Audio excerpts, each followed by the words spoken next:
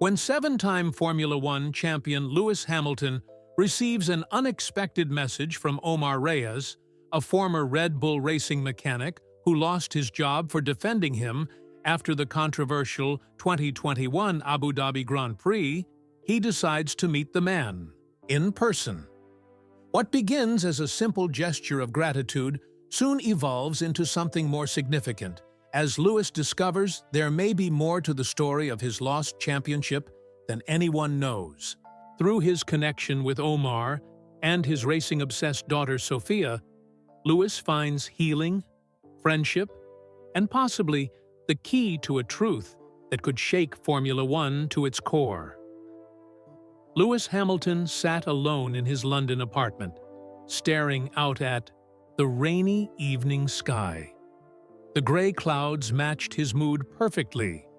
3 months had passed since the 2021 Abu Dhabi Grand Prix, but the pain still felt fresh. He picked up his phone and scrolled through Instagram, trying to focus on something else. Fans had posted pictures of him throughout his career. 7-time world champion. He should have been an 8-time champion by now. Lewis sighed and put his phone down. He walked to his kitchen and poured himself a glass of water. The silence in his apartment felt heavy. Even his dog Roscoe was asleep on his plush bed in the corner. His phone buzzed with a notification. Probably just another message from his trainer about tomorrow's workout. Lewis almost didn't check it. When he finally picked up his phone, he noticed it was a message from a number he didn't recognize. Usually, he ignored these, but something made him open this one. "Mr. Hamilton, my name is Omar Reyes.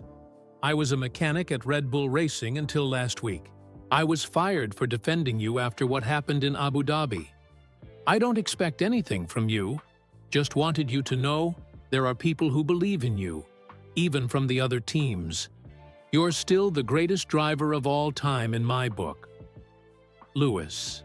Read the message twice, then a third time. Someone from Red Bull had stood up for him and lost their job because of it? He sat down on his sofa, thinking about what to do. Part of him wanted to respond right away. Another part wondered if this was real or just someone trying to get his attention. "Angela," he called to his personal assistant who was working in the next room. "Can you come here for a minute?" Angela appeared in the doorway. "What's up?" "Take a look at this," Lewis said, handing her his phone. She read the message, her eyebrows rising. "Interesting. Want me to check if this person is real?" Lewis nodded. "Please, find out if there was actually an Omar Reyes who worked at Red Bull, and if he was really fired recently." Angela took the phone and went back to her office. Lewis got up and walked to the window, watching raindrops race down the glass. He thought about Abu Dhabi again. The safety car. Race director Michael Masi's decision. Max Verstappen passing him on that final lap with fresh tires. Lewis had been gracious in public. He had congratulated Max. He had said the right things in the interviews. But inside, he was broken. What happened wasn't fair, and everyone knew it. And now, this message. Someone from Red Bull itself thought so too. Someone had spoken up for him and paid the price. Angela returned 30 minutes later. "He's real," she said. "Omar Reyes, 32 years old, worked in the power unit department at Red Bull Racing for the past 5 years. According to my contact, he was let go last week for not being a team player. No official connection to you, but the timing matches his story." Lewis took his phone back. "What else did you find out about him?" "He lives in Milton Keynes, close to the Red Bull factory. He's opened a small repair garage on his own now. Has a daughter. Looks like he's a single dad. No criminal record. Pays his taxes. Seems like a decent guy." Lewis looked at the message again. This man had lost his job for speaking up, for defending what was right, for defending him. "I need to meet him." Lewis said finally. Angela looked, surprised. Are you sure that's a good idea? No, Lewis admitted. But I need to do it anyway. The press will be all over this if they find out. Lewis Hamilton meets with former Red Bull employee. The rumors will go crazy. Lewis shook his head. Then we make sure they don't find out. No official visit. I'll drive myself. No security team, no entourage. Lewis, I need to thank him in person, Angela. He lost his job because of me. Angela sighed. Fine, I'll set it up. Discreetly. Lewis picked up his phone and typed a response to Omar. Thank you for your message and your support. It means more than, you know? I'd like to meet you if that's possible. His thumb hovered over the send button. Was this a good idea? Maybe not. But it felt right. Lewis pressed send. Almost immediately, 3 dots appeared, showing that Omar was typing a response. Lewis felt a flutter of nervousness in his stomach. He hadn't felt this way in a long time. Not about meeting someone new. The response came through, Mr. Hamilton, I would be honored to meet you. Anytime that works for you. Lewis smiled for what felt like the first time in months. Sometimes, connections came from the most unexpected places. Sometimes, knowing that one person believed in you was enough to keep going. Angela, set it up for tomorrow, Lewis called out. I'm driving to Milton Keynes. Angela appeared in the doorway with a concerned look. Tomorrow? That's pretty sudden, Lewis. I know, Lewis said, but it feels right. Lewis couldn't explain it, but something about Omar's message had sparked something inside him. For months, he'd felt alone in his pain, even with millions of fans supporting him online. But knowing that someone from the rival team had risked their job to defend him, that felt different. At least, let me come with you, Angela suggested. Lewis shook his head. No, I need to do this alone. Just get me his address and let him know I'm coming. Angela sighed. Fine, I'll text you the details, but promise me you'll be careful. I'm just meeting a mechanic, not driving into a war zone, Lewis said with a small smile. After Angela left, Lewis walked to his bedroom and stopped in front of the wall where he kept his 7 World Championship trophies. The space for the 8th one remained empty. That blank space haunted him some nights. Lewis picked up his phone again and read Omar's message one more time. You're still the greatest driver of all time in my book. Those words shouldn't matter so much coming from a stranger, but somehow they did. That night, Lewis couldn't sleep. He tossed and turned, thinking about the trip tomorrow. Was he being foolish? Maybe. Was he too trusting? Possibly. But something told him this was important.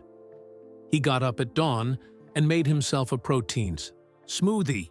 As he drank it, he looked out at the London skyline starting to light up with the morning sun. His phone buzzed with a text from Angela. Address sent. Omar will be at his garage all day. He's expecting you around noon. Lewis texted back a simple, thanks. He walked to his closet and chose a simple outfit. Jeans, a plain black t-shirt, and a gray hoodie. Nothing flashy, nothing that screamed Formula One champion. Today, he didn't want to be Lewis Hamilton, the celebrity. He just wanted to be Lewis, the guy saying thank you to someone who stood up for him. As he was getting dressed, his phone rang. It was his brother Nicholas. Hey, bro, Lewis answered. What's up? Just checking in, Nicholas said. Mom said you've been quiet lately. She's worried. Lewis sighed. I'm fine, Nick. Just processing stuff. Abu Dhabi stuff? Yeah. There was a pause. Then Nicholas asked, Want to talk about it? Lewis almost said no, like he always did. But then he surprised himself. Actually, I'm doing something about it today. Sort of.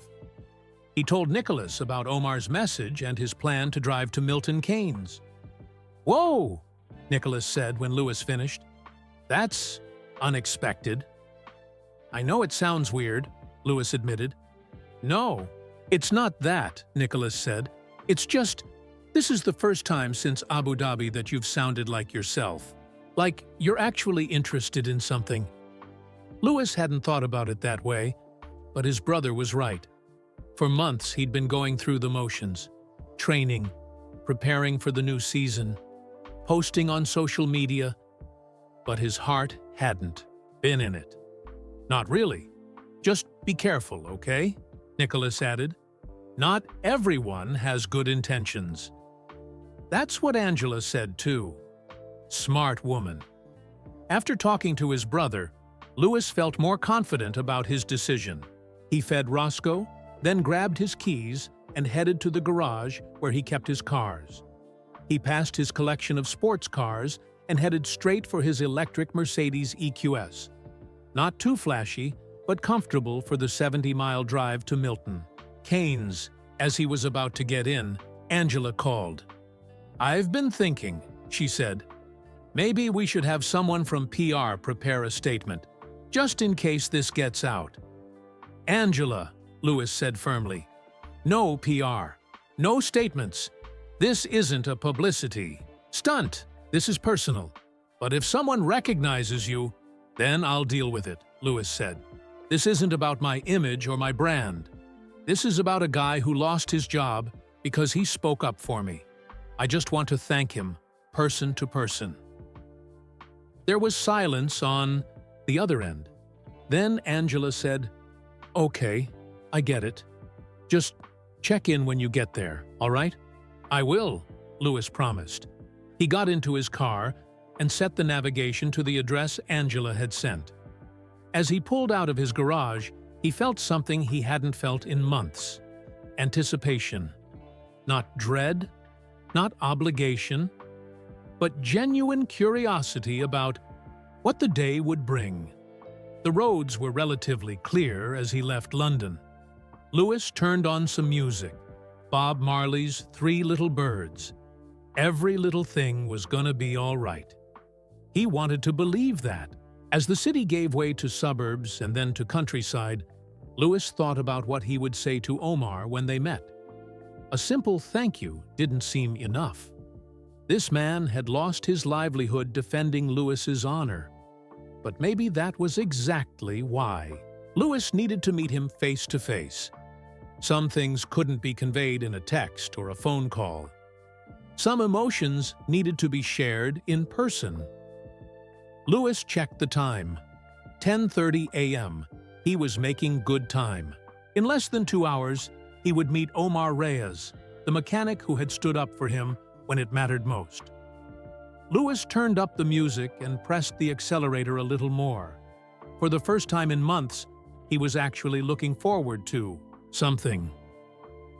The electric Mercedes hummed quietly as Lewis drove north toward Milton Keynes.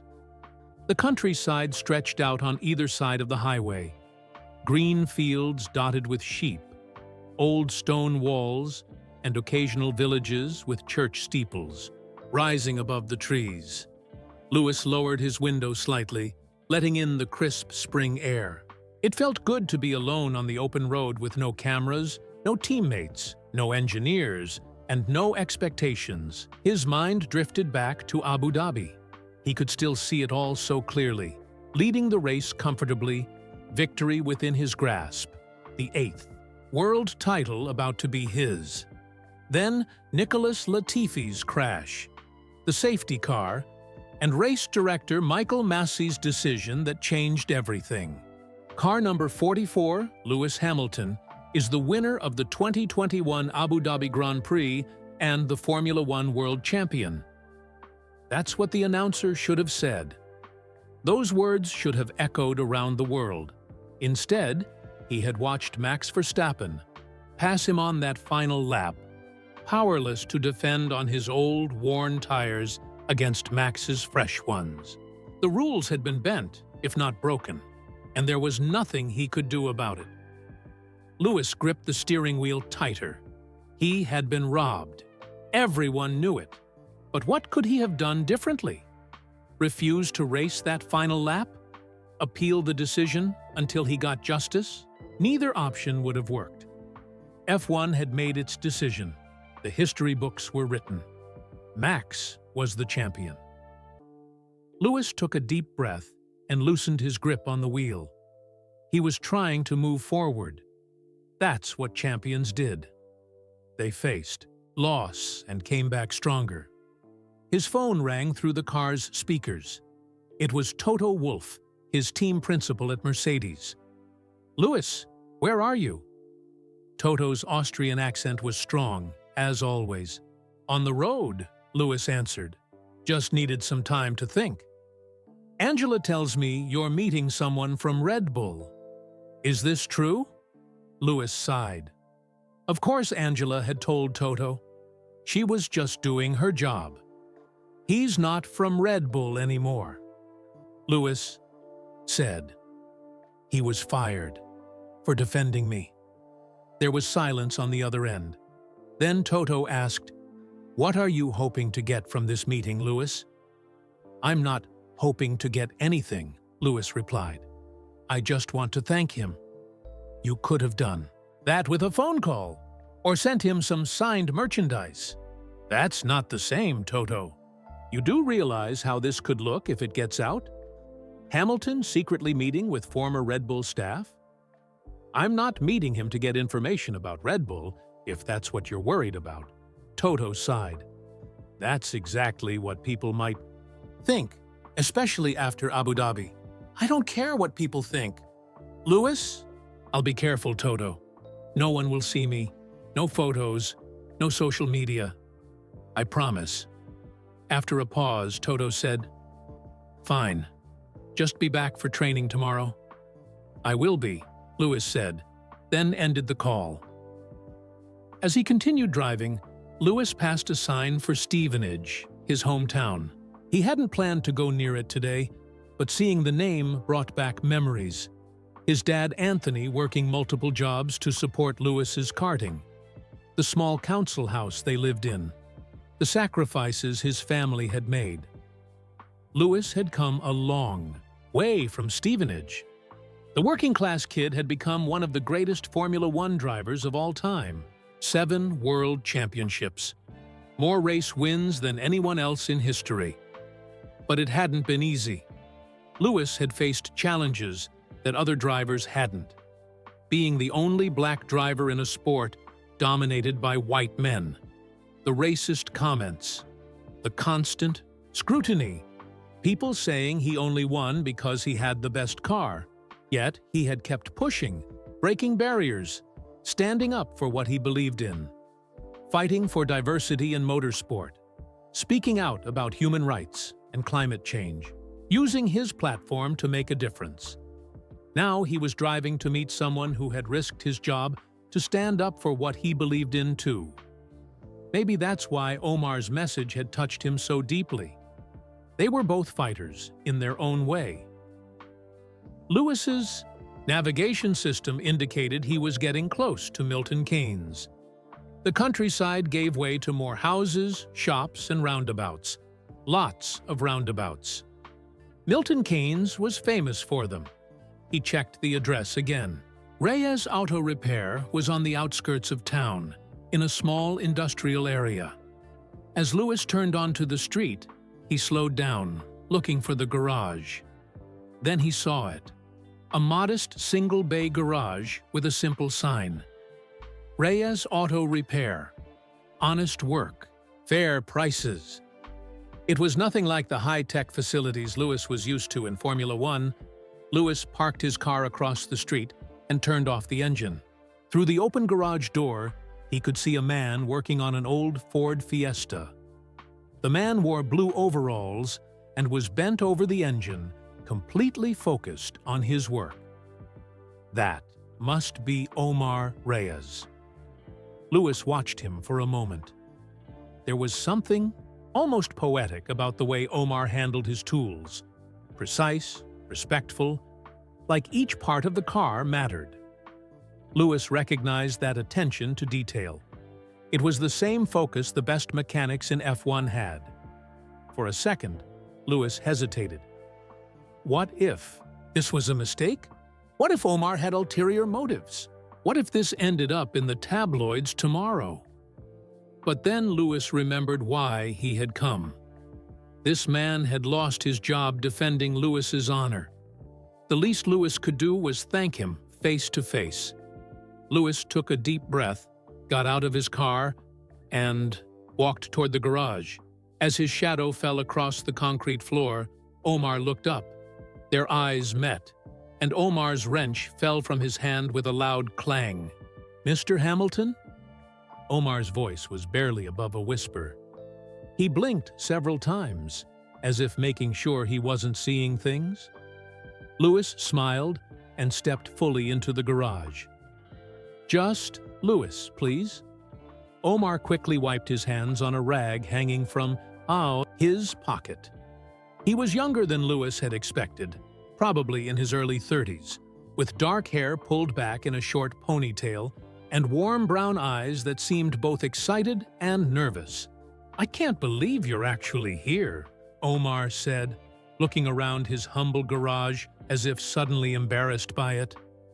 "I would have cleaned up if I'd known you were coming today." "It's perfect," Lewis said, looking around. The garage was small, but tidy. Tools hung in organized rows on the wall. The concrete floor was swept clean except for a few oil stains. It smelled of grease, metal, and hard work. Smells Lewis had grown up with at racetracks. "I got your message about meeting, but I thought you meant next week or something," Omar explained. "Not the very next day," Lewis shrugged. "I didn't want to wait." Omar nodded, still looking slightly dazed. "Can I get you something? Water? Coffee? I have a small fridge in the back." "Water would be great, thanks." Omar disappeared into a small room at the back of the garage. Lewis took the opportunity to look more closely at the Ford Fiesta Omar had been working on. It was at least 15 years old, with faded blue paint and patches of rust around the wheel wells. But the engine looked well-maintained. Lewis bent down to get a better look at the intake manifold. Someone had modified it, not with expensive parts, but with clever adjustments that would improve airflow. It was the kind of ingenuity that came from understanding engines, not just having money to throw at them. "It's my neighbor's car," Omar said, returning with 2 bottles of water. "She's a nurse, single mom with 2 kids. I'm fixing it for free." Lewis accepted the water. "Nice modifications to the intake." Omar's eyebrows rose. "You noticed that?" "Of course," Lewis said with a smile. "Before I was a driver, I was a car guy." He pointed to a custom bracket. "That's smart work." Omar smiled for the first time, his face lighting up. "Thanks. I had to get creative with the parts she could afford." They stood in silence for a moment, sipping their water. Lewis could sense Omar's nervousness. "So," Lewis finally said, "you worked at Red Bull." Omar nodded. 5 years, power unit department. "That's a good gig. It was my dream job." Omar's voice held no bitterness, just a hint of sadness. "I used to watch F1 with my dad when I was a kid.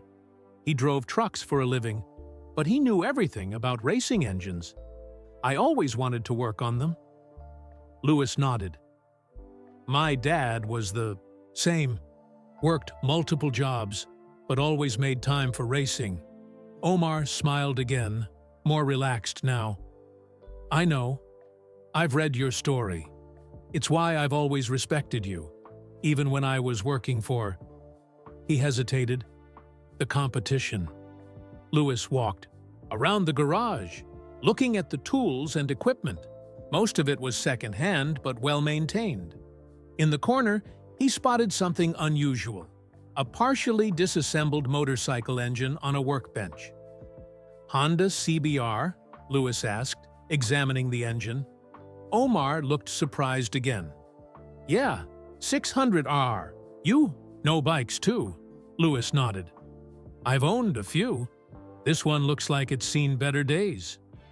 It has, Omar agreed. I'm rebuilding it for myself. Something to ride on weekends when the weather's nice. As Lewis continued looking around, he noticed a small desk in the corner with a laptop and a framed photograph. From a distance, he could make out a young girl with a warm smile that matched Omar's. Your daughter? Lewis asked, nodding toward the photo. Yes, that's Sophia. She's 10. Pride filled Omar's voice. She's the reason He stopped himself. The reason you what? Lewis asked. Omar hesitated, then said, She's the reason I don't regret standing up for what's right, even though it cost me my job. I want her to know that some things are more important than playing it safe. Lewis felt a lump form in his throat. He turned away, pretending to examine a set of wrenches on the wall while he composed himself. Thank you for coming all this way, Omar said, changing the subject. But I meant what I said in my message. I don't expect anything from you. Lewis turned back to face him. I know. That's why I had to come. Most people want something from me. You just wanted me to know I wasn't alone. He paused. So, what exactly happened? At Red Bull, I mean. Omar set his water bottle down on the workbench. It was after Abu Dhabi, during the team celebration. His eyes met Lewis's. I should probably offer you a seat. It's not a short story, Lewis nodded. I'd like to hear it. All of it. Omar led him to the small office in the back of the garage. It was barely bigger than a closet, with just enough room for a desk, 2 chairs, and a mini-fridge. The walls were covered with F1 posters, and Lewis noticed that many of them featured him. Omar saw him looking and gave an embarrassed laugh. Sophia's a big fan. She made me put those up. Lewis smiled. Smart kid. As they sat down, Omar offered Lewis a chipped mug that said Red Bull Racing on the side. Lewis raised an eyebrow at it. Old habits, Omar said with a sad smile. They let us keep the mugs, at least. Lewis accepted the mug, which contained more water. So, you were saying? About the celebration? Omar nodded, his expression growing more serious. Everyone was happy, of course, celebrating Max's championship. There was alcohol, lots of it. People were making toasts. Omar's hands tightened around his own mug. Then someone made a joke about you, about how you'd finally been put in your place. Some others laughed, made more comments. Lewis kept his face neutral, but his stomach tightened. He'd heard it all before. The whispers, the jealousy, the thinly veiled racism that sometimes hid behind criticism of his driving or his lifestyle. I couldn't listen to it anymore, Omar continued. So I spoke up. Said what happened wasn't fair. Said you deserved better. He shrugged. That's it. That's all I did. But Lewis knew that, in the tightly controlled corporate world of Formula One, speaking against the team narrative could be career suicide, especially at Red Bull. How long after that were you fired? Lewis asked. A week, Omar said. They said I wasn't being a team player. He gave a small, humorless laugh. 5 years there, always the first one in, last one out. But one moment of honesty, and I'm not a team player. Lewis looked at Omar with new respect. This man had risked everything to stand up for fairness, for what he believed was right. For Lewis, I don't regret it, Omar said firmly, meeting Lewis's gaze. What happened to you was wrong. Lewis felt a wave of emotion wash over him. For months, journalists and racing experts had debated what happened in Abu Dhabi. Some defended the decisions made, others criticized them. But it was all analysis, all opinions formed from the outside. This was different. Here was someone who had been inside the rival team, who had risked his career to speak. "The truth, thank you," Lewis said simply. "That means a lot." Omar nodded, seeming to understand that Lewis wasn't just thanking him for the words, but for the sacrifice behind them. "Can I ask you something?" Lewis said after a moment. "Of course." "Why did you message me? After you were fired, I mean." "You could have just moved on." Omar thought for a moment before answering. "I guess I wanted you to know that not everyone at Red Bull was celebrating what happened. Some of us knew it wasn't right." He paused. "Also, Sophia made me your daughter." "Made you?" Lewis asked, surprised. Omar smiled. "She saw how upset I was about losing my job. I had to explain to her why I was fired. When she understood that it was because I defended you, she said I should let you know. She thought it might make you feel better." His smile widened. "She's a smart kid. Smarter than me sometimes." Lewis laughed softly. "Sounds like it."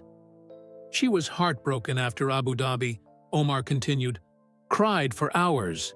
She kept saying, 'But Dad, that's not fair. They changed the rules.'" He shook his head. 10 years old, and she understood what some grown adults pretended not to see. Lewis looked down at his hands. He'd heard many stories like this, of young fans upset by what happened. It had been hard to know what to say to them. "What did you tell her?" Lewis asked. "I told her that sometimes life isn't fair," Omar said. "But that doesn't mean we stop fighting for what's right." He shrugged. "Then I lost my job for saying the same thing at work." Lewis looked at the F1 posters on the wall again, noticing that many showed him raising his fist in victory, or holding up trophies.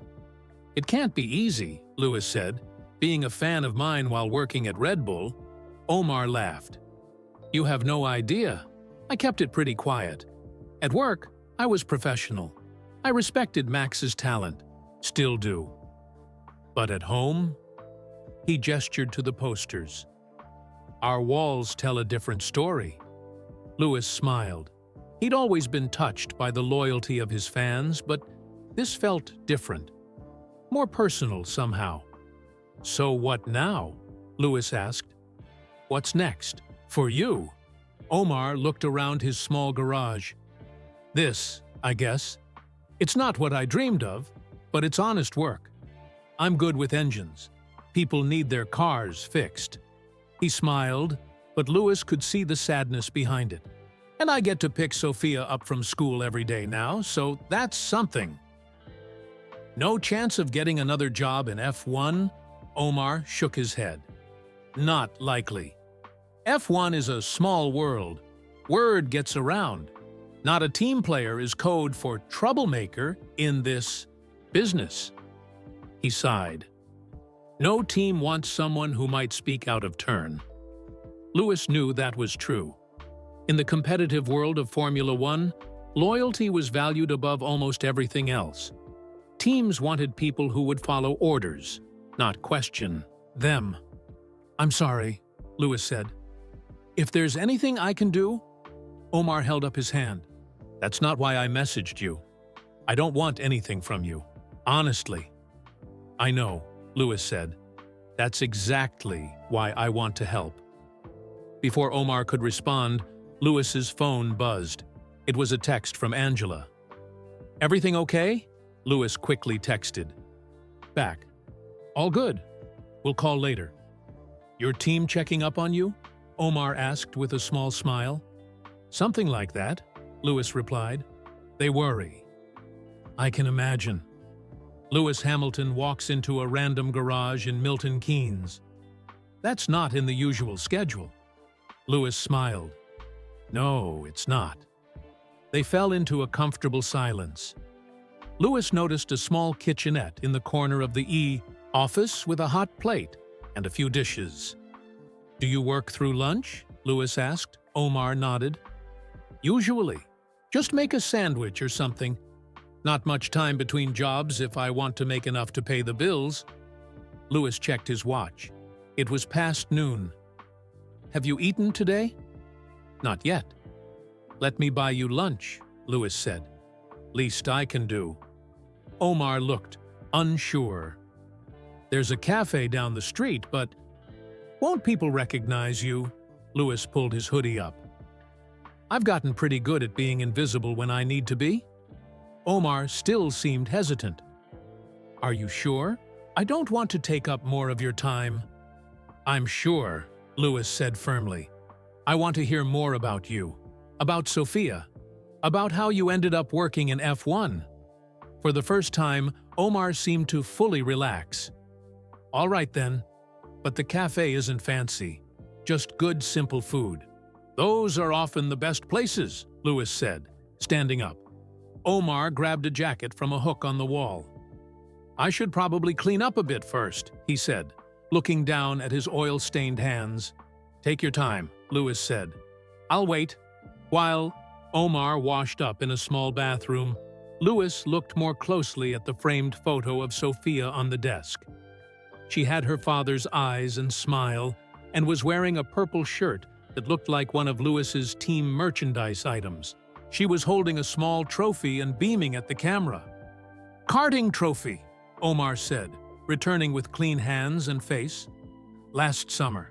She finished third in her age group. Louis looked up, surprised. She races? Omar nodded proudly. Every weekend she can. She's good too. Natural talent. Like father? Like daughter? Louis asked. Omar shook his head with a laugh. No, not me. I was always better at fixing the engines than racing the karts. But her mother... He paused, a flash of something, pain maybe, crossing his face. Her mother was a racer. Louis sensed there was more to that story, but didn't push. Instead, he pointed to the purple shirt Sophia wore in the photo. Is that one of my team shirts? Omar nodded, looking slightly embarrassed. She saves up her pocket money to buy your merchandise. Has to be purple. Always purple. Louis smiled. Purple had been his color for years. Smart kid. They walked together to a small cafe 2 blocks from the garage. Omar led Louis to a corner table where they could talk privately. A waitress approached with menus, did a double take at Louis, but professionally kept her composure. The usual, Omar? She asked. Yes, please, Jenny. Thanks. She looked at Louis, clearly recognizing him but not saying anything. And for you, sir? I'll have what he's having, Louis said with a smile. After she left, Omar said, That's Jenny. Her car breaks down at least once a month. I fix it for her. She gives me free coffee. Fair trade. How long have you had the garage? Louis asked. Just a few weeks. After Red Bull, I tried applying to other teams, but... Omar shrugged. Like I said, word gets around. So you started your own business instead? Omar nodded. Had to do something. Sophia needs to eat. And race. He smiled. Karting isn't cheap, as I'm sure you remember. Louis nodded. His father had worked multiple jobs to support his racing career when he was young. Your parents help out? They're back in Spain, Omar said. My dad moved us to England when I was 12. He thought there'd be better opportunities here. He was right. A shadow crossed his face. He passed away 2 years ago. Heart attack. I'm sorry, Louis said. Thank you. He would have loved to meet you. He was the one who got me into F1 in the first place. Omar paused as the waitress returned with 2 plates of simple but delicious-looking sandwiches and chips. After she left, Louis asked, And Sophia's mother? You mentioned she was a racer.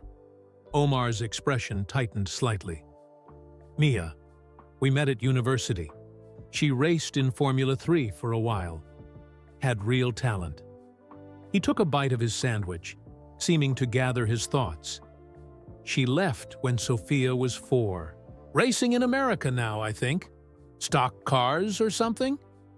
He shrugged, trying to seem casual about it, but Louis could see the hurt. That must be hard, Louis said. For both of you. Sophia doesn't remember her much. It's just been us for a long time now. Omar sipped his water. Anyway, enough about my sad story. You wanted to know about Red Bull. Louis nodded, taking a bite of his sandwich. It was good, simple, but fresh. I started there 5 years ago, Omar began. Entry-level position in the power unit department. I had a degree in mechanical engineering and some experience with racing engines from university projects. They took a chance on me. And you worked your way up? Omar nodded. I was good at my job, dedicated, put in long hours. Eventually, I was working on core components of the power unit. He looked proud as he said this, and Louis understood why. The power unit was the heart of an F1 car, complex, powerful, and crucial to performance. It was my dream job, Omar continued, even if I was secretly rooting for you on race days. He smiled. I kept that to myself, obviously. Obviously, Louis agreed, with a smile of his own. The team atmosphere changed last season, Omar said, his expression growing more serious. As the championship battle between you and Max got more intense, people started taking sides. It became personal. Louis nodded. He'd felt that shift too. What had started as a healthy rivalry had turned into something more charged, more bitter. Most of the team was behind Max, of course, Omar continued. He's their driver. But the way some people talked about you? He shook his head. I didn't like it. What did they say? Louis asked quietly. Omar met his eyes. Things I won't repeat, but you can probably guess. Louis could guess. He'd heard the whispers, the comments, that went beyond criticizing his driving and veered into personal attacks, sometimes with racial undertones. Anyway, Omar continued, I kept my head down, did my job. But then, Abu Dhabi happened. Louis felt a familiar tightness in his chest at the mention of that race. The whole team was watching together in the garage. Omar said, when you took the lead at the start, there were groans. But as the race went on, and your lead kept growing, people got quieter. By the final laps, everyone knew you had it won. You were too far ahead. Your pace was too strong. Louis remembered that feeling, the certainty that he was about to make history, his 8th World Championship, more than any driver before him. Then Latifi crashed, Omar said. Safety car came out, and everything changed. Louis nodded. He didn't need Omar to explain what happened next. He had lived it. He had watched the race slip away in a series of decisions that broke with precedent. After Max crossed the finish line, the garage erupted, Omar said. Everyone was cheering, hugging, crying. Champagne was opened. Music was blasting. It was chaos. Louis could picture it. He had seen the celebrations on TV later, after he had left the track. That night, there was a big party at the factory, Omar continued. Everyone was there. Engineers, mechanics, administrative staff, all celebrating. I went because, well, it was expected. Team unity and all that. He took a sip of water. I was at the bar when I overheard some of the senior engineers talking. They were laughing about what happened. One of them said, "Did you see Hamilton's face when Verstappen passed him? Priceless." Omar's expression hardened at the memory. Then someone else said, "About time someone put him in his place. He's too—" Omar stopped himself. "Well, they used a word I won't repeat." Louis nodded, understanding. "That's when I spoke up," Omar said. I told them that what happened wasn't right, that you had driven a perfect race and deserved to win. That changing the safety car rules mid-race wasn't fair. What did they say? Lewis asked. At first, they just stared at me, like they couldn't believe what they were hearing. Then one of them, one of the most senior guys, said, "If you love Hamilton so much, maybe you should go work for Mercedes." Omar shrugged. I probably should have left it at that, but I'd had a couple of drinks, so I said, "At least they win fair and square." Lewis winced. That probably didn't go over well. No, Omar agreed. It didn't. There was this awkward silence. Then they all just walked away. I knew I'd messed up, but I thought maybe it would blow over. But it didn't, Lewis said. Omar shook his head. A week later, I was called into HR. They said they were restructuring the department, and my position was being eliminated. But I knew the real reason. Word gets around in a racing team. Everyone knew I'd spoken up against the party line. He set down his sandwich, his appetite seemingly gone. 5 years of hard work, extra hours, dedication to the team. Gone because I said what everyone knows is true, but no one's allowed to say.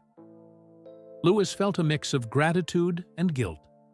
This man had lost his livelihood defending Lewis's honor. "I'm so sorry, Omar." Omar shook his head. "Don't be. I meant what I said before. I don't regret it." He looked Lewis in the eye. What happened in Abu Dhabi was wrong. Everyone knows it. Even at Red Bull, deep down, they know it. Lewis felt something shift inside him. For months, he had carried the weight of Abu Dhabi alone. Yes, his team had supported him. Yes, millions of fans had expressed outrage online. But hearing someone who had worked for the rival team, who had lost his job over it, say these words, it hit differently. "Thank you," Lewis said quietly.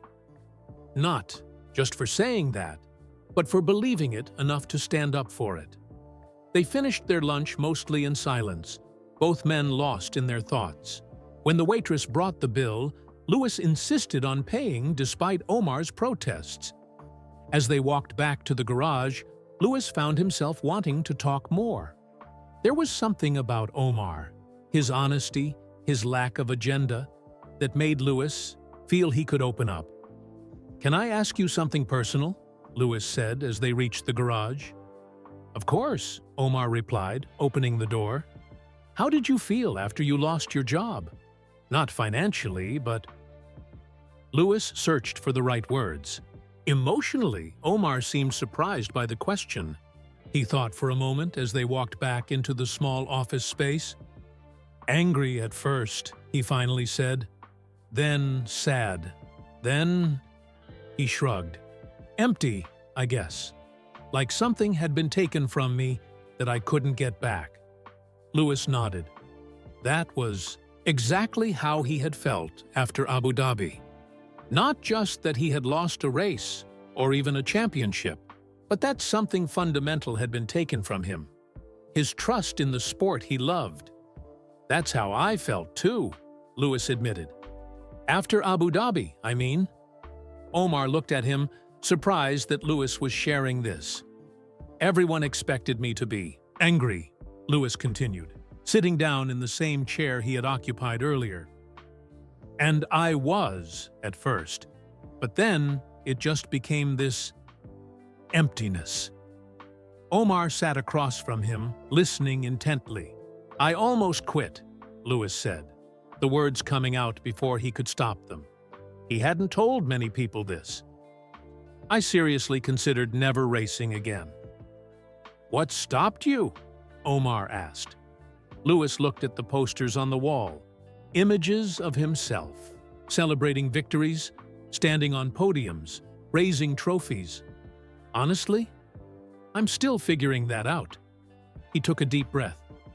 "For weeks after Abu Dhabi, I didn't answer calls. didn't look at social media, just disappeared.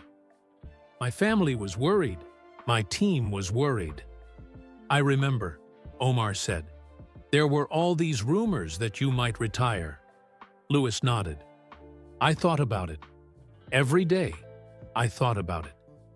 Outside the office window, Lewis could see the garage, tools hanging neatly on the wall, the old Ford Fiesta still waiting to be fixed, the motorcycle engine in pieces on the workbench.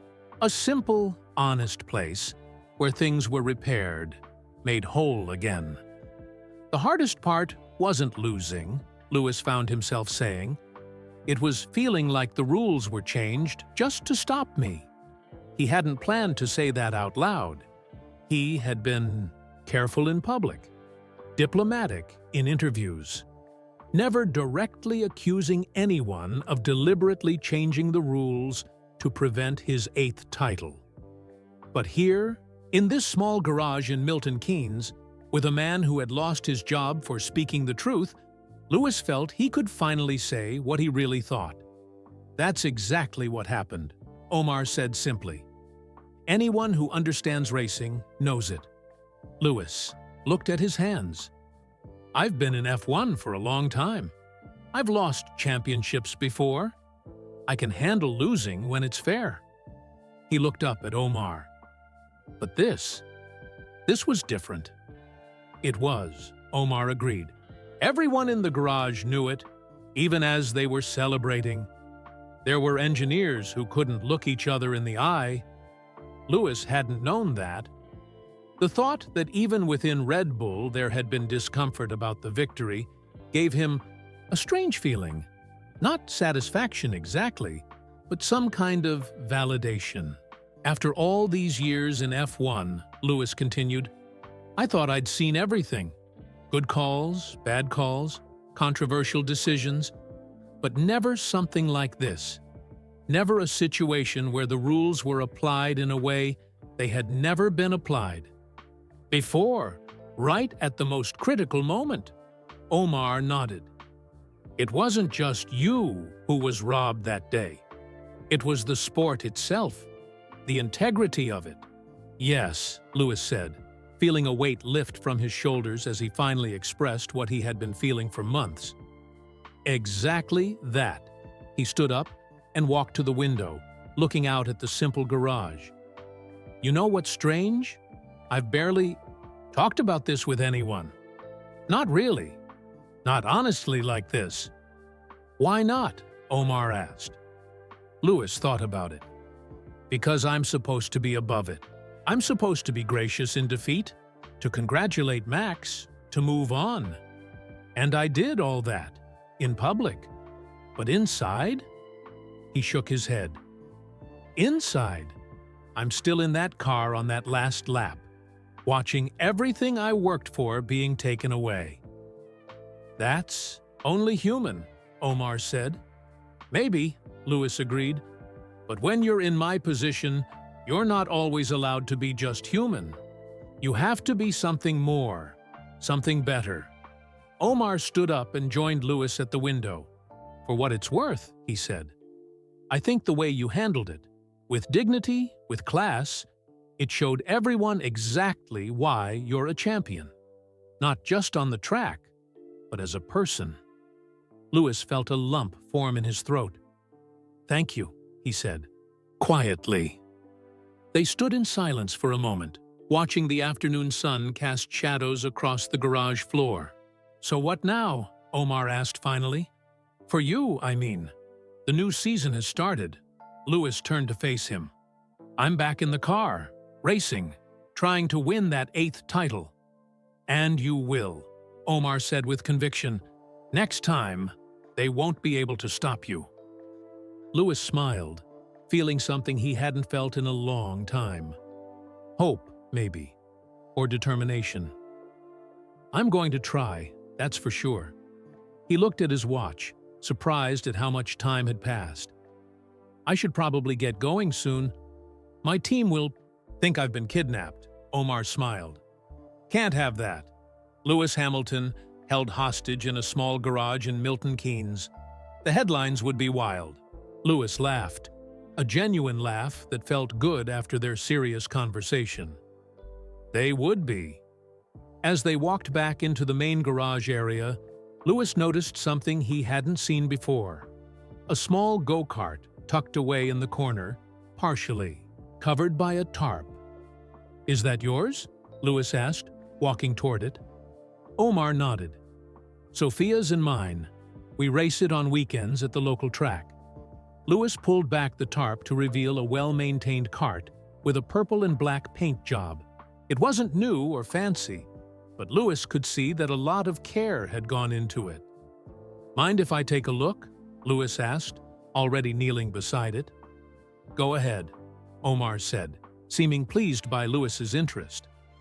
Louis ran his hand along the frame, inspecting the welds and construction. He checked the steering column, the seat position, the pedals. Every part of the cart brought back memories of his own childhood, racing carts with his father.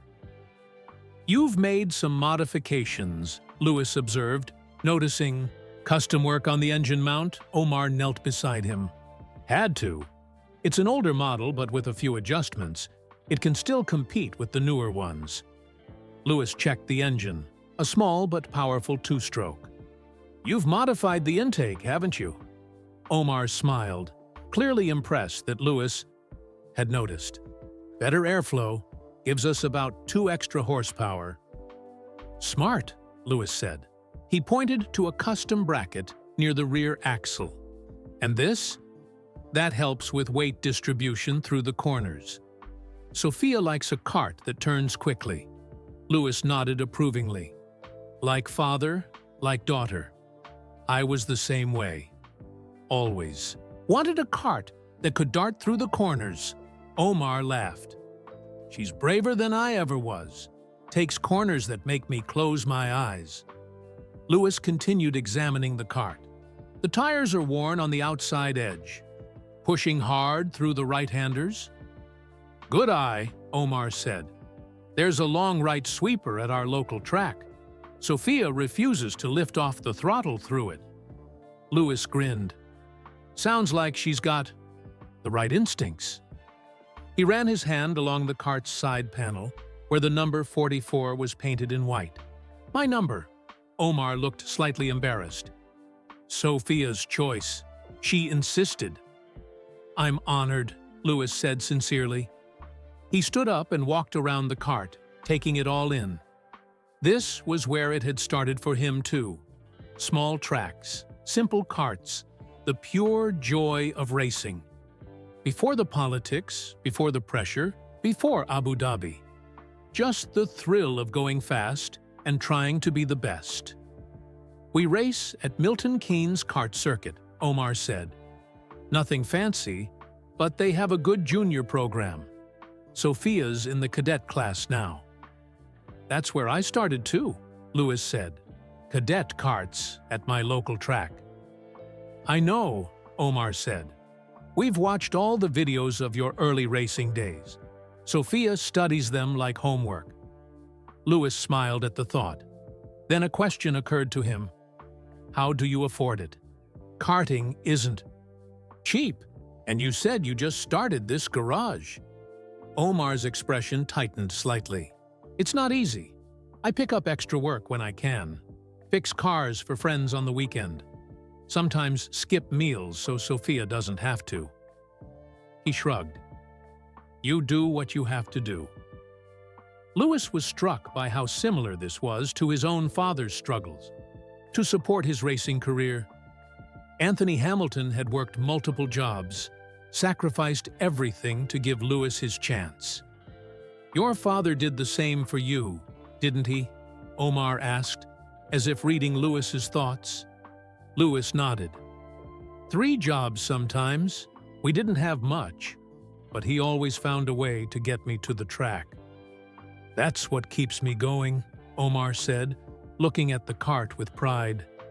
"Seeing her happy, seeing her improve each week. It's worth every sacrifice." Louis knelt down again and checked the cart's brakes.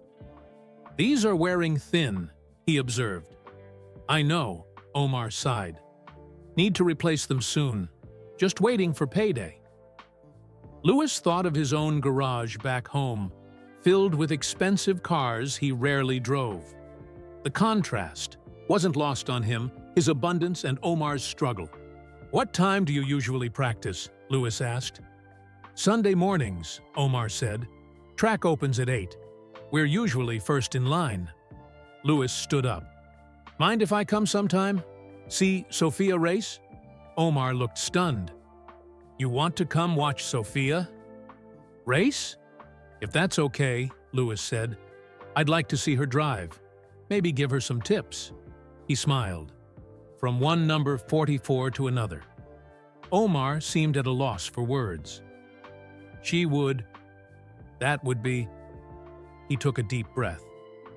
That would mean everything to her. Louis looked at the kart again, remembering his own journey from similar beginnings to Formula One. You never know where this might lead her, he said. It all starts here. That's what I tell her, Omar said. Dream big. Work hard. Anything is possible. My dad said the same thing, Louis replied. Turns out he was right. They stood in silence for a moment, united by their shared love of the sport in its purest form. We should test your kart's setup, Louis said suddenly. Mind if I make a few adjustments? Omar looked surprised. You want to work on our kart? Louis was already rolling up his sleeves. Why not? It's been a while since I got my hands dirty on a proper racing machine. Omar laughed. A Formula One champion tuning our kart. Sophia will never believe it. Let's make it even better before she sees it then, Louis said, reaching for a toolbox. For the next hour, they worked side by side on the kart. Louis showed Omar tricks he had learned throughout his career about weight distribution, tire pressure, and gear ratios. Omar shared his own mechanical insights, clever solutions born from necessity rather than big budgets. As they worked, Louis felt a familiar joy return, the simple pleasure of understanding a racing machine, making it better, preparing it for battle on the track. This was where his love for motorsport had begun, not in the glitz and glamour of Monte Carlo or the high-tech facilities of Mercedes, but in garages like this, with people who loved racing for its own sake. You know something? Louis said, as they finished adjusting the kart's steering. I've missed this? Working on karts? Omar asked. This? Louis gestured around the garage. Real racing, real people. No politics, no cameras, no pressure. Just the love of the sport. Omar nodded in understanding. Sometimes I think Sophia is lucky. She just gets to enjoy racing without all the other stuff. She is lucky, Louis agreed. But she's also lucky to have a father who gets it, who understands what racing really means. As Louis wiped his hands on a rag, he realized that this day, which had started as a simple thank you visit, had somehow become something much more meaningful. The sound of the garage door opening interrupted his thoughts. Louis turned to see a young girl rushing in, wearing a school uniform and carrying a purple backpack. Dad! You won't believe what happened at school today, she called out excitedly. Ms. Parker said my science project about racing aerodynamics was the best in the... The girl stopped mid-sentence when she saw Louis. Her eyes widened to the size of saucers. Her mouth opened, but no words came out. Sophia, Omar said, smiling at his daughter's reaction. This is... Lewis Hamilton, Sophia whispered, still frozen in place. Louis smiled and walked toward her, kneeling down to her level. And you must be Sophia. Your dad has told me a lot about you. Sophia blinked several times, as if making sure she wasn't dreaming. Then she looked at her father. Dad? Is this real? Is Lewis Hamilton really in our garage? Omar laughed. Yes, Carino. He's really here. Sophia turned back to Louis, still looking stunned. But why? How? Your dad did something very brave, Louis explained. He stood up for what was right, even when it was hard. I wanted to thank him in person. Sophia nodded slowly, processing this information. Then, seeming to gather her courage, she stuck out her hand formally. It's an honor to meet you, Mr. Hamilton. I'm your biggest fan. Louis shook her hand, charmed by her seriousness. Just Louis, please. And your dad tells me you're quite the EQ. Racer yourself, Sophia's face lit up. You know about my racing? Of course, Louis said. Your dad showed me your cart. Number 44, I see. Like yours, Sophia said excitedly. Dad says it's the fastest number, Louis laughed. I think so too. Sophia suddenly seemed to notice the tools scattered around her cart. Were you working on my cart? Omar nodded.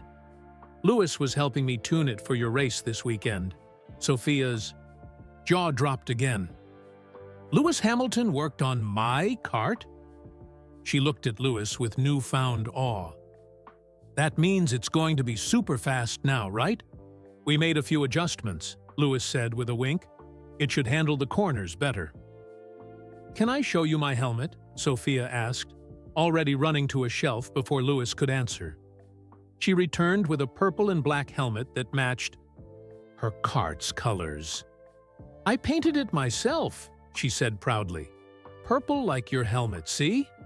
Louis examined the helmet, noting the careful detail work around the visor. This is really good, he said, genuinely impressed. You've got an eye for design. Can you sign it? Sophia asked, then quickly added, Please? Louis looked at Omar, who nodded his approval.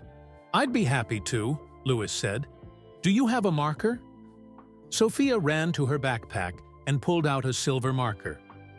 I always carry one just in case I ever met you, she admitted, handing it to him.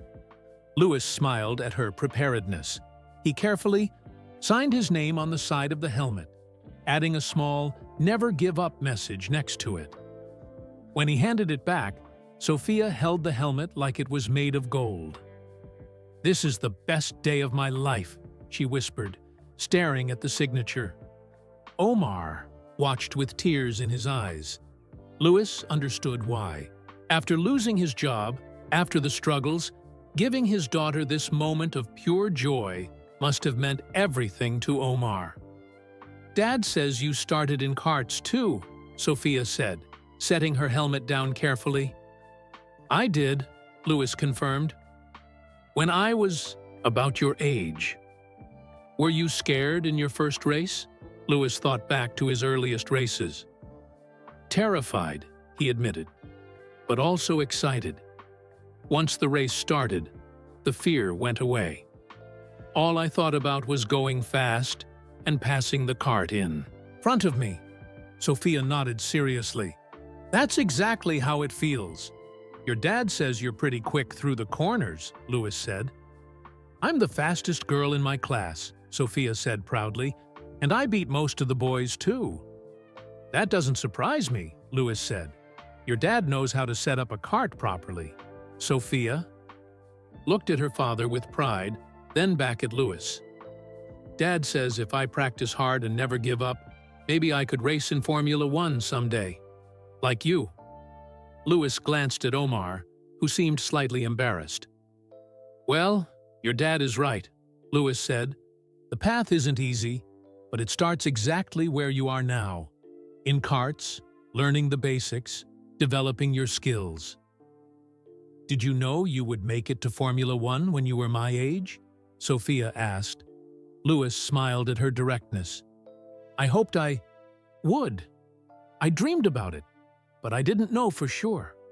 I just knew I loved racing more than anything, and I was willing to work harder than anyone else to get there. That's what I'm going to do too, Sophia said, with the absolute certainty that only a child could have. I believe you, Louis said, and he meant it.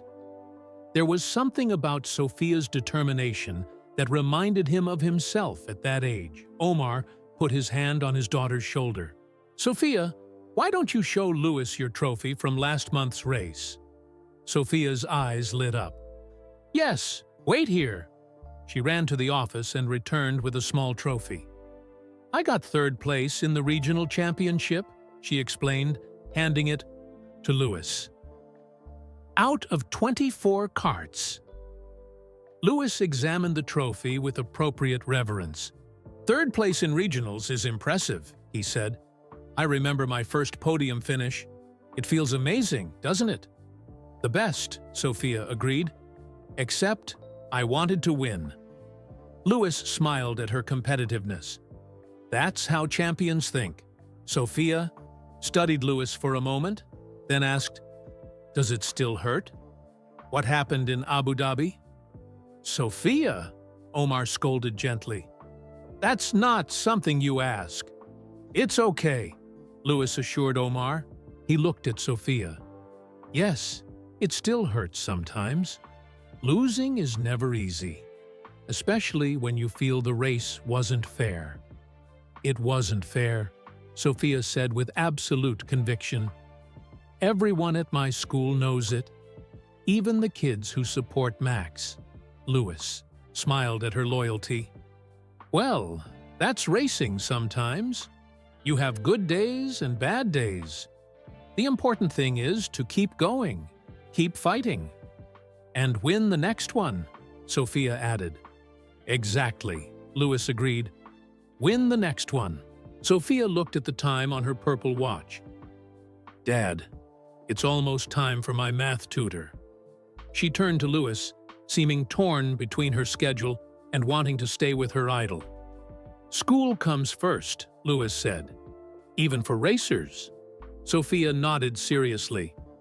"That's what Dad always says." She picked up her signed helmet. "Will I ever see you again?" Louis looked at Omar, then back at Sophia. "Actually, your dad and I were talking about me coming to watch you race sometime." Sophia's eyes nearly popped out of her head. "Really?" "If that's okay with you," Louis said, fighting back a smile at her reaction. "Okay? It's... Sophia seemed to run out of words. Instead, she launched herself forward and hugged Louis tightly. "It's the most okay thing ever," she finally managed. Louis hugged her back, touched by her reaction. As Sophia reluctantly prepared to leave for her tutoring session, Louis noticed Omar watching them with an expression that mixed happiness with something else, worry perhaps, or some deeper concern. Louis wondered what was bothering him. Whatever it was, Omar had kept it to himself throughout their conversation. But Louis had a feeling there was more to Omar's story than he had shared so far. After Sophia left for her tutoring session, a heavy silence filled the garage. Omar seemed lost in thought as he organized the tools they had used on the cart. "She's amazing," Louis said, breaking the silence. "You've done a great job with her." Omar smiled, but it didn't quite reach his eyes. "Thanks. She's everything to me." Louis watched as Omar meticulously placed each tool back in its proper place. Something was clearly weighing on him. "Omar," Louis said gently, "is everything okay? You seem troubled." Omar's hands stilled. He took a deep breath, then turned to face Louis. "There's something I didn't tell you about what happened at Red Bull." Louis nodded, waiting for him to continue. "It wasn't just one comment at the EE party that got me fired," Omar said. He glanced toward the door, as if making sure Sophia wasn't about to walk back in. "There was more to it." Louis could sense Omar's hesitation. "You don't have to tell me if you don't want to." "No, I need to," Omar said. "The truth is, I had evidence that someone on the Red Bull team had made an unauthorized radio call just before the safety car decision in Abu Dhabi." Louis felt his heart rate quicken. "What kind of call?" Omar walked to his office and motioned for Lewis to follow.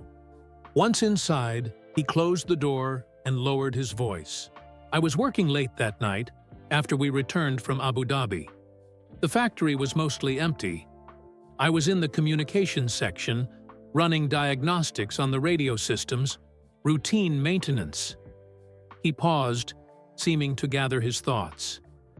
While I was checking the logs, I noticed something strange, an outgoing transmission that didn't follow proper protocol. It wasn't logged with the FIA. Lewis leaned forward, his full attention on Omar's words. The call came from our garage, but it wasn't to Max or to our race engineer. It was to a private number. Omar's eyes met Lewis's. A number I later discovered belonged to someone in race control.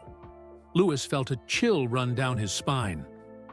Are you saying that someone from Red Bull contacted race control directly during the race?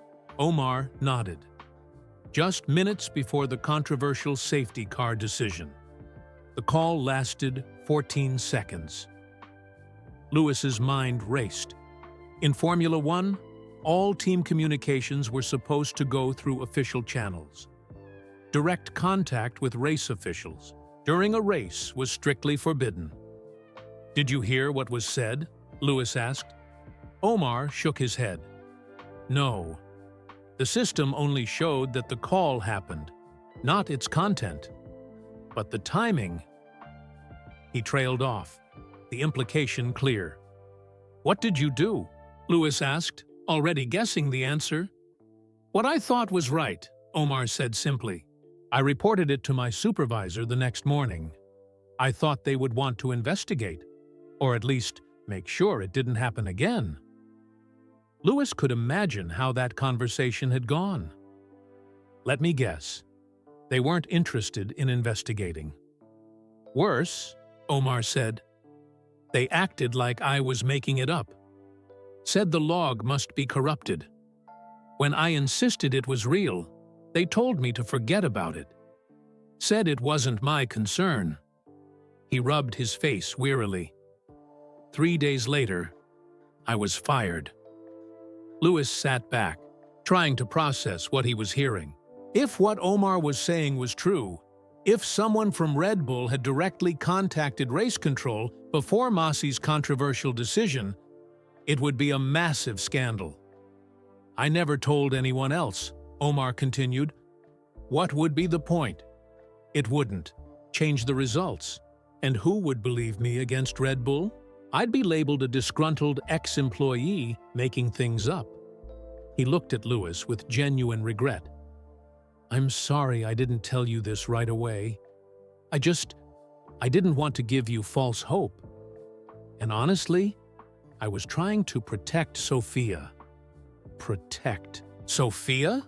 Lewis asked, not understanding. Omar sighed.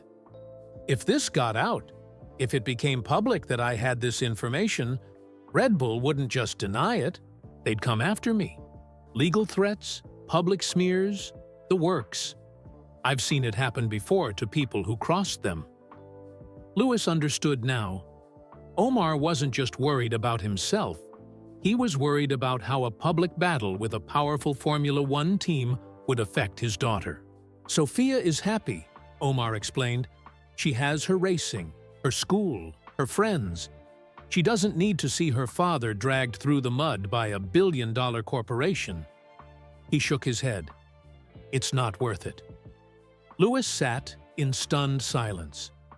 Part of him wanted to demand to see the evidence, to take it to the FIA, to the media. But another part understood Omar's reluctance. This wasn't just about racing anymore. It was about a family's well-being. Do you still have the evidence? Lewis finally asked.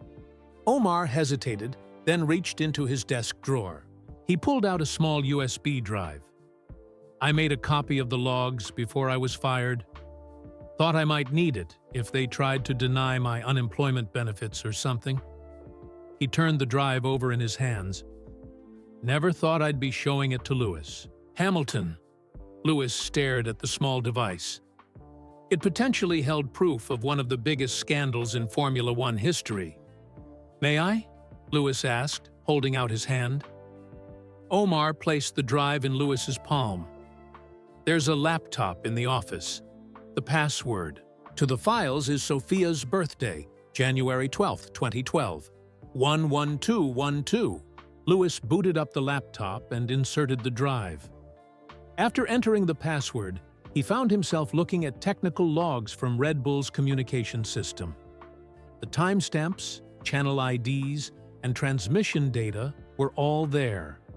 Lewis wasn't an expert in these systems, but he could clearly see the unauthorized transmission Omar had mentioned. "This could change everything," Lewis said quietly, more to himself than to Omar. "Or it could change nothing," Omar countered. "The championship is decided. The history books are written. And if you tried to use this," he shook his head, "they would deny it. Say the logs were tampered with. Attack your character for even suggesting it." Lewis knew Omar was right. Without knowing what was actually said in that 14-second call, the logs alone might not be enough to prove wrongdoing, but they raised serious questions that deserved answers. "Why are you showing me this now?" Lewis asked. Omar was quiet for a moment. "Because you deserve to know the truth. And because," he hesitated, "because seeing you with Sophia today, how kind you were to her, how you made her feel special, it reminded me why integrity matters, why the truth matters." Lewis looked back at the screen, at the evidence of a call that might have changed racing history. "Thank you for trusting me with this." "What will you do with it?" Omar asked, concern evident in his voice. Lewis closed the laptop and removed the USB drive. "I don't know yet," he answered honestly. "But I promise I won't do anything that puts you or Sophia at risk." Omar seemed relieved. "That's all I ask."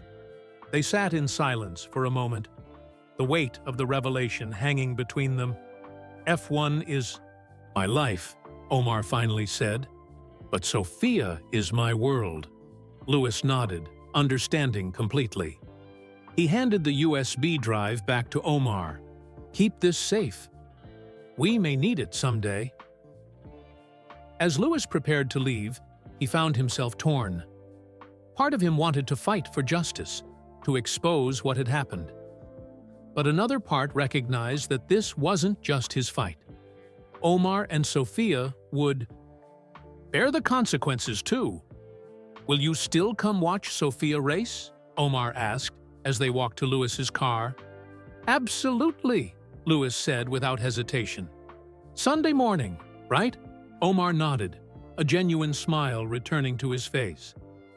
"She'll be practicing all week now that she knows you're coming." Lewis got into his car, his mind still processing everything he had learned. As he started the engine, he looked at Omar standing in front of his small garage. "This isn't over," Lewis said. "But whatever happens next, we'll face it together." Omar nodded, understanding the deeper meaning behind Lewis's words. Together. As Lewis drove away, his mind raced faster than any Formula One car. The evidence Omar had shown him could shake the foundations of the sport, but using it would come at a cost. To Omar, to Sophia, and perhaps to the integrity of Formula One itself.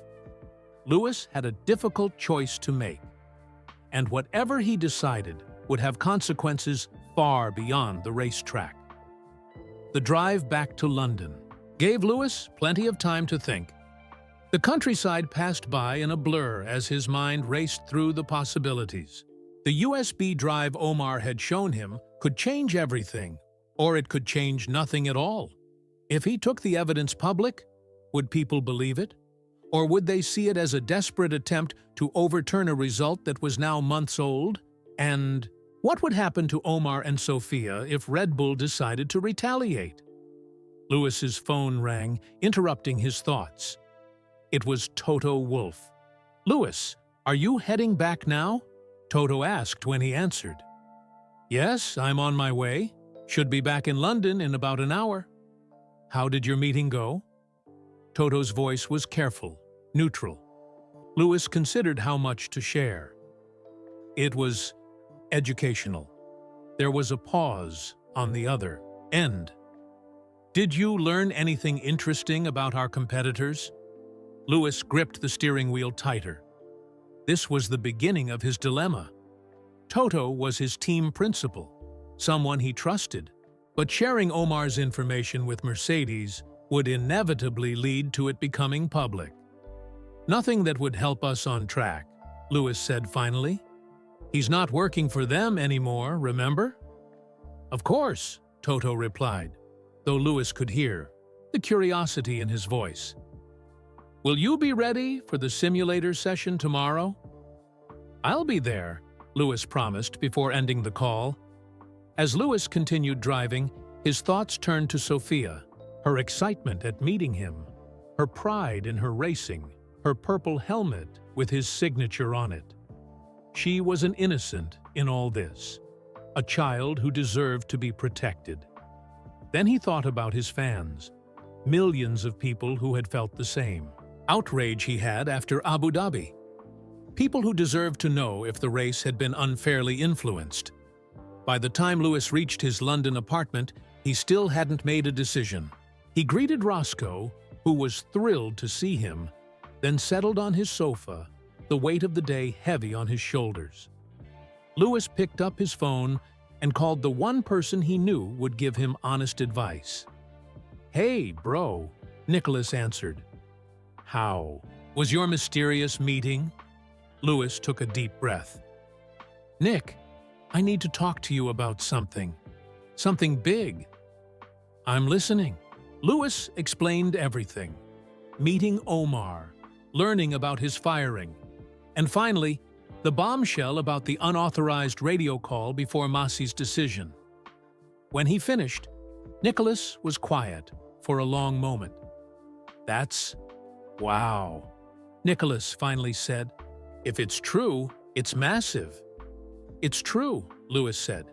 "I saw the logs myself." "So what are you going to do?" Louis sighed. "That's why I'm calling. I don't know." "If you went public with this," Nicholas said carefully, "it would be a huge scandal. But without knowing what was said on that call?" "I know," Louis agreed. "It raises questions, but doesn't provide definitive answers.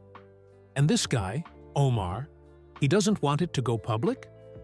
He's worried about his daughter, about Red Bull coming after him legally." Nicholas was quiet again. Then he asked, "What does your gut tell you to do?" Louis thought about it. "Part of me wants justice, wants the world to know what really happened." He paused. "But another part just wants to move forward, to focus on winning the next championship rather than trying to reclaim the last one." "Both are valid," Nicholas said. "No one would blame you for wanting to set the record straight." "But at what cost?" Louis countered. "Omar lost his job for speaking up. His daughter adores him. She has a chance at her own racing career. If I drag them into this, it wouldn't just affect them," Nicholas pointed out. "Think about what this could do to F1 as a sport. The credibility damage would be huge." Louis hadn't even considered that angle. A scandal of this magnitude could shake people's faith in Formula One entirely. "So you think I should let it go?" Louis asked. "I didn't say that," Nicholas replied. "I think you need to consider all the angles before you decide." After ending the call with his brother, Louis walked to his balcony and looked out at the London skyline. The city lights twinkled in the darkness. Millions of people going about their lives, unaware of the decision weighing on one man's shoulders. Louis thought about his career, about the barriers he had broken, the championships he had won, the legacy he was creating. Would pursuing this change any of that? Would it erase what happened in Abu Dhabi? No, The record books were written. Max Verstappen was the 2021 world champion. Nothing could change that now, not even proof of impropriety. But perhaps that wasn't the point. Perhaps it was about the principle, about standing up for the integrity of the sport he loved. Lewis's phone buzzed with a text message. It was from Angela. "Hope everything went well today. Just checking if you need anything." Lewis texted back, "All good. Need to talk tomorrow. Important." As he set his phone down, Lewis realized he had made his decision. It wasn't an easy one, and he wasn't entirely sure it was the right one, but it felt right in his heart. Tomorrow, he would talk to Angela about setting up a meeting with Omar and Mercedes's legal team. Together, they would figure out a way forward, a way that protected Omar and Sophia while still addressing the serious questions raised by the evidence. This wasn't about changing the past anymore. It was about ensuring the future of Formula One was built on fairness and integrity. Lewis looked at his reflection in the window. 7-time world champion. Still chasing that elusive 8th title, but more than that, a man who stood for something greater than trophies and records. As he turned away from the window, Lewis's phone buzzed again. It was a text from Omar. "Sophia hasn't stopped talking about meeting you. Thank you for making her day so special." Attached was a photo of Sophia holding her signed helmet, her smile wider than Lewis had ever seen. In that moment, Lewis knew that whatever came next, he had at least done one good thing today. He had made a little girl smile, had shown her that her heroes could be kind, could be real, could care about what she had to say. Sometimes, that was worth more than any championship. But the evidence Omar had shared, the truth about what happened in Abu Dhabi, that couldn't simply be ignored. Lewis would find a way forward, a path that honored the truth while protecting those who had already sacrificed enough. F1 was Lewis's life, but some things were more important than racing. 3 months later, the crowd roared as Lewis Hamilton crossed the finish line at Silverstone, winning the British Grand Prix. He pumped his fist in the air, the familiar surge of victory flowing through him. "Get in there, Lewis," his race engineer's voice crackled through the radio. "Brilliant drive, mate. Absolutely brilliant." Lewis guided his Mercedes back to the pit lane, waving to the sea of British flags in the grandstands. His home crowd had always been special, but today's win felt different, more meaningful somehow. As he climbed out of his car in Parc Fermé, Lewis looked toward the Mercedes garage. Among the celebrating team members, he spotted a familiar face, Omar Reyes, now dressed in Mercedes team gear, cheering alongside the other mechanics. Lewis grinned at him, giving a subtle thumbs up before heading to the podium. During the ceremony, as the British anthem played and Lewis held his trophy high, his eyes scanned the crowd until he found who he was looking for. A little girl in a team headset that was too big for her, standing in the Mercedes guest area, jumping up and down. With excitement, Sophia caught his eye and waved wildly. Lewis winked back at her before spraying the champagne. Later, after the press conference and media obligations, Lewis found Omar in the garage, carefully examining telemetry data from the race. "What do you think?" Lewis asked, peering over his shoulder at the screen. "There's still some performance to find in Sector 2, Omar replied, but the power unit held up perfectly in the high temperatures. Lewis nodded, impressed by how quickly Omar had adapted to his new role at Mercedes. It hadn't been easy to convince Toto to hire him, not because of his qualifications, which were excellent, but because of the potential perception that Mercedes was poaching a Red Bull employee for inside information. But Lewis had been persistent. He'd vouched for Omar's character and expertise. He'd emphasized that hiring Omar was about recognizing talent and integrity, not about gaining competitive advantage. It had taken some time, but eventually Toto had agreed. Omar had started in a junior role 3 weeks ago, but was already proving his worth to the team. "How's Sophia enjoying the race weekend?" Lewis asked. Omar's face lit up. "She's in heaven. The team has been amazing with her. Bono's been explaining all the radio calls, and she's been taking notes like she's studying for an exam." Lewis laughed. "Future race engineer in the making." "Maybe," Omar agreed, "though she still talks about being a driver, especially after watching you win today." As the garage began to clear out, a reporter approached them. Lewis recognized her from Sky Sports. "Lewis, congratulations on the win," she said. "You've seemed more focused this season, more determined. What's changed since last year?" Lewis glanced at Omar before answering. "I think perspective is everything in this sport. Sometimes you lose, sometimes you win. But what matters is how you handle both." He paused. "And sometimes when you lose, you actually win something more valuable." The reporter looked confused. "Can you elaborate on that?" Lewis smiled. "Let's just say I've found new friends who remind me why I love this sport." He looked at Omar. "Friends who show me that integrity matters more than trophies." After the reporter left, Omar gave Lewis a questioning look. "You've never told anyone, have you, about what I showed you?" Lewis shook his head. "No, and I won't." He had made his decision that night in his London apartment.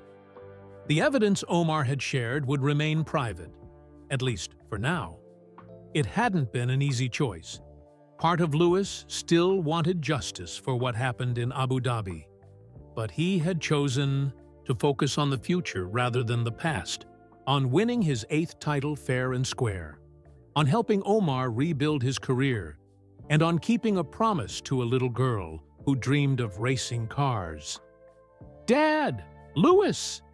Sophia came running into the garage, still wearing her oversized headset. "That was the best race ever. The way you passed Verstappen on lap 43 was amazing." Lewis high-fived her. "That move was for you, Soph. Remember when we practiced that line at the karting track?" Sophia nodded excitedly. "Inside-outside fake, just like you showed me." For the past 3 months, Lewis had kept his promise to watch Sophia race. He'd even helped coach her occasionally, delighting in her natural talent and fierce determination. In turn, she had helped him rediscover the pure joy of racing, something he had nearly lost after Abu Dhabi. As they walked toward the paddock exit together, Lewis spotted Max Verstappen in the distance. Their eyes met briefly, and Max gave a small nod of acknowledgement. Lewis returned the gesture. Their rivalry remained intense, but Lewis no longer felt the bitterness he once had. "Are you coming over for dinner tomorrow?" Omar asked as they reached the exit. "Sophia's making her famous Spanish omelet." "Wouldn't miss it," Lewis replied. In the months since their first meeting, he had become a regular visitor at the Reyes household, enjoying the simple family dinners and casual conversation that had nothing to do with Formula One. As Lewis headed toward his driver's room to change, his phone buzzed with a message. It was from Angela. "Toto wants to know if you've made a decision about the evidence Omar showed you. Legal team is standing by." Lewis paused. He had told Angela and Toto about the unauthorized radio call after that first meeting with Omar, but had asked them to keep it confidential while he decided what to do. He looked back at Omar and Sophia, now laughing together as they examined Lewis's race helmet. Then he typed his response. "Tell them to keep it in the vault." For now, what no one knew yet, not even Omar, was that Lewis hadn't completely let go of the evidence. He had made his own copy of the logs before returning the USB drive. He kept this copy secure, neither using it nor destroying it, because one thing Lewis had learned throughout his career was that timing was everything. And the truth about what happened in Abu Dhabi was far more shocking than anyone realized, and it went much higher up than a single unauthorized radio call. Someday, the world might be ready for that truth. But for now, Lewis had a championship to win, a friend to support, and a young racer to mentor. The past could wait, at least a little longer. Where are you listening from today? I'd love to know in the comments below. If you enjoyed this story about friendship, integrity, and the true spirit of racing, please hit that like button and subscribe to the channel for more inspiring content like this. Every subscription helps support more storytelling that touches hearts and minds. Don't forget to share this video with friends and family who might appreciate a tale about standing up for what's right, even when it comes at a personal cost. By spreading these stories, we help encourage kindness and awareness in our communities.